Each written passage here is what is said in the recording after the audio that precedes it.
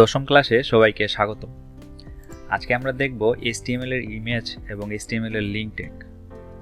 তো আমাদের একটি ওয়েবসাইটে আমরা যা কিছু দেখি সব হচ্ছে কন্টেন্ট, যেগুলো হচ্ছে টেক্সট, এবং অন্যান্যগুলো হচ্ছে ইমেজ।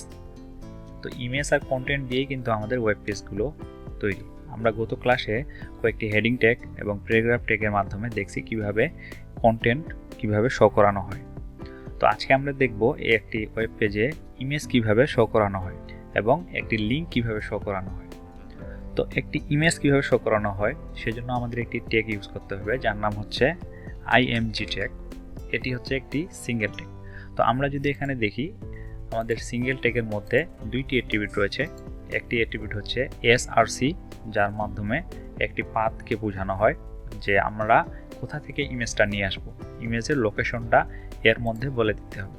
এবং alt, যেটি হচ্ছে অল্টারনেটিভ, যার মাধ্যমে আমাদের কোনো সময় যদি ছবিটি ফেল করে বা আমাদের লোকেশনে ভুল হয়, সেই ক্ষেত্রে আমরা এখানে অল্টারনেটিভ একটি টেক্সট লিখে রাখতে পারি। সেই ক্ষেত্রে ইমেজটা শো করবে না, কিন্তু আমাদের টেক্সটই শো করবে।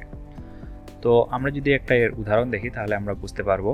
তো আমাদের যে HTML ফাইলটি ছিল, আমরা সেটি যদি ওপেন করি তাহলে আমরা দেখতে পাবো এখানে আমরা একটি pic1.jpg নামে একটি ইমেজ নিয়েছি। আমরা ইমেজটা যদি ওপেন করি তাহলে দেখতে পাবো এটি হচ্ছে একটি ইমেজ।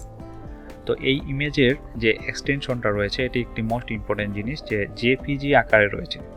তো আমরা ইমেজটি যখন আমরা আমাদের ব্রাউজারে শো করতে চাবো, সেই ক্ষেত্রে আমাদের ইমেজ ট্যাগটির যে src রয়েছে এর মধ্যে আমরা এটি পেস্ট করে দেব।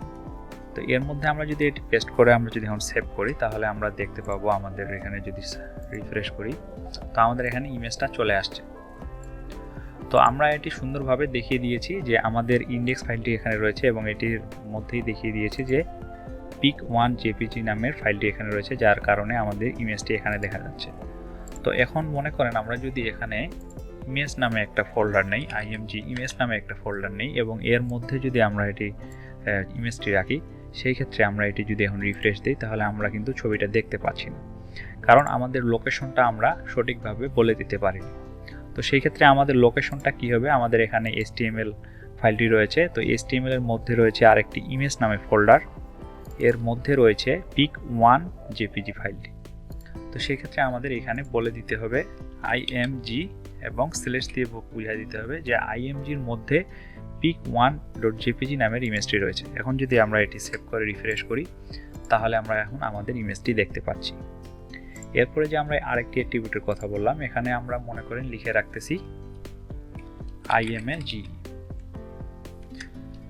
তো আমরা যদি এই অবস্থায় যদি আমরা দেখি তাহলে আমাদের ওই ইমেজ নামের লেখাটি কিন্তু কোথাও শো করতেছে না, কিন্তু আমাদের এই ইমেজের যে লোকেশনটি রয়েছে এটি যদি আমরা কোনোভাবে ফল্ট নাম দেই বা ভুল একটা নাম দেই, বা আমাদের যে ডিরেকশন বা পাথটা আছে এটি যদি আমরা দিতে ভুলে যাই বা ভুল হয়, সেই ক্ষেত্রে আমাদের কিন্তু অল্টারনেটিভ যে টেক্সটটি রয়েছে এই টেক্সটটি এখানে শো করবে ইমেজ, এবং তার পাশে একটি ইমেজের ছবি হিসেবে শো করবে। যেহেতু আমরা এখানে ইমেজ নামের একটি ট্যাগের মধ্যে অল্টারনেটিভ রাখছি, তো এটা আমাদের ব্রাউজারে দেখাই দিবে যে আমাদের এখানে ইমেজটি আসেনি।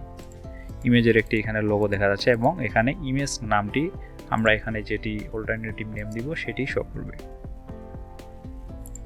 আমরা যদি সঠিকভাবে দিই তাহলে আমরা এখানে ইমেজটা দেখতে পাচ্ছি। তো এটি হচ্ছে আমাদের ইমেজ ট্যাগ। তো এরপরে আমরা দেখব HTML লিঙ্ক ট্যাগ। তো HTML লিঙ্ক ট্যাগ বলতে কি বোঝায়?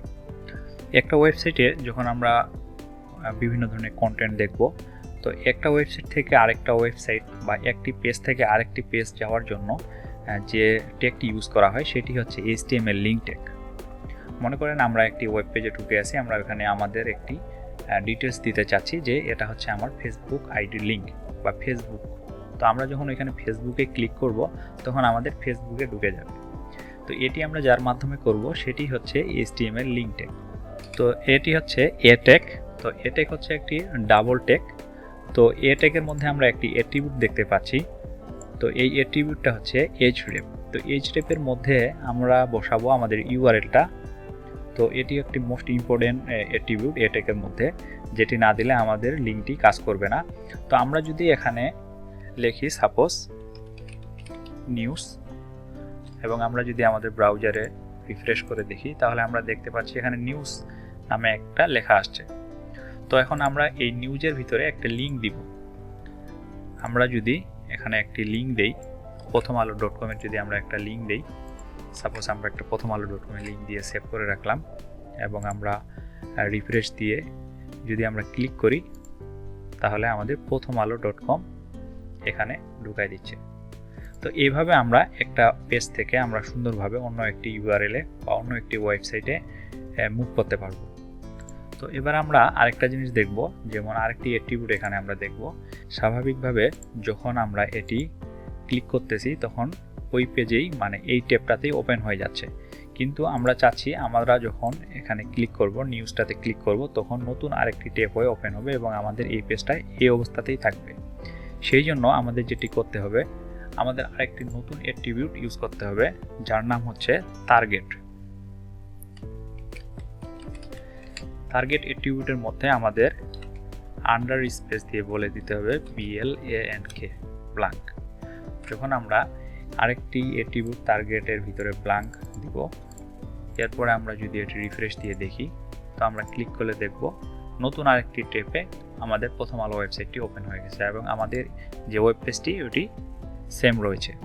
তো এভাবে আমরা নতুন একটি ট্যাবে যদি যেতে চাই সেই ক্ষেত্রে আমরা আরেকটি অ্যাট্রিবিউট ইউজ করে টার্গেট ইউজ করতে পারি।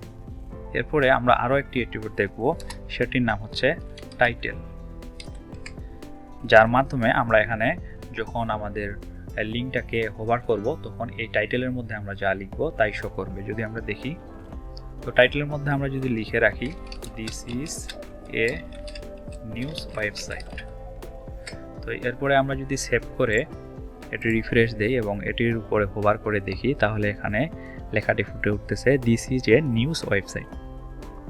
তো এই টাইটেল অ্যাট্রিবিউট ইউজ করার মাধ্যমে আমরা হোভার করলেই আমরা দেখতে পাচ্ছি। এরপরে আমরা আমাদের যে প্রথমে ইমেজটা নিয়েছিলাম, তো আমরা ইচ্ছা করলে আমাদের ইমেজটাও ক্লিকেবল করে নতুন একটি ওয়েবসাইটে নিয়ে যেতে পারবো। তো সেই জন্য আমাদের যেটা প্রথমে করতে হবে, প্রথমে আমাদের এ ট্যাগের মধ্যে আমাদের যে ওয়েবসাইটটা রয়েছে প্রথম আলো .com এটি আমরা নিয়ে নিব। তো প্রথম আলো .com নিয়ে নিলাম এবং এ ট্যাগের মাঝখানে আমরা এখানে ইমেজ ট্যাগটি নিয়ে নিব। আমাদের ইমেজ ট্যাগটি নিয়ে নেওয়ার পরে আমরা ইমেজটি দেখাই দিব এখানে IMG ইমেজের ফোল্ডারের ভিতরে pic1 নামে যে JPG ফরম্যাটের ইমেজটি রয়েছে এটি আমরা নিয়ে নিলাম এবং এরপরে যদি আমরা সেভ করে রিফ্রেশ করি তাহলে আমরা এখানে দেখতে পাবো একটি ইমেজ। এই ইমেজটা কিন্তু এখন বর্তমানে লিঙ্কেবল, মানে এখানে আমরা ইমেজের ভিতরে মানে এ ট্যাগের ভিতরে আমরা ইমেজটা রাখছি। তো যার কারণে আমরা যখন ইমেজটাতে ক্লিক করব তখন আমরা কিন্তু প্রথম আলো .com ওয়েবসাইটে ঢুকে যাব।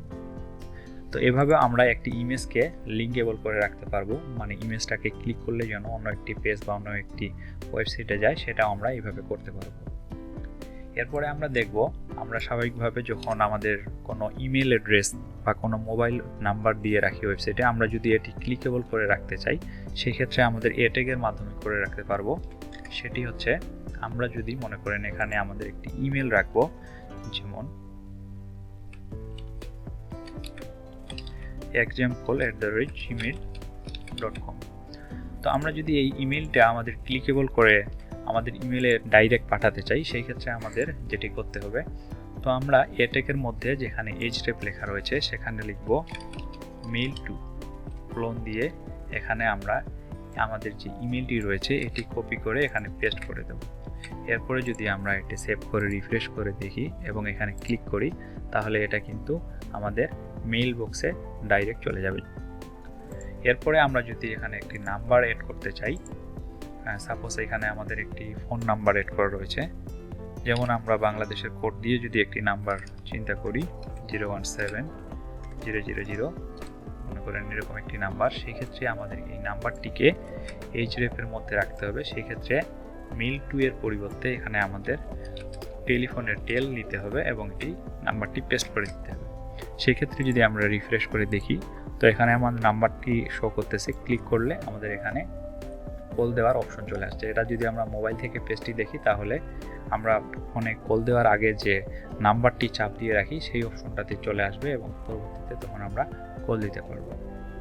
তো এভাবে মূলত আমাদের ইমেজ ট্যাগ এবং HTML ইমেজ ট্যাগ এবং HTML লিঙ্ক ট্যাগ কাজ করে। তো আজকে এ পর্যন্ত, পরবর্তী ক্লাস দেখার আমন্ত্রণ জানিয়ে আজকে এখানেই শেষ করছি। ধন্যবাদ।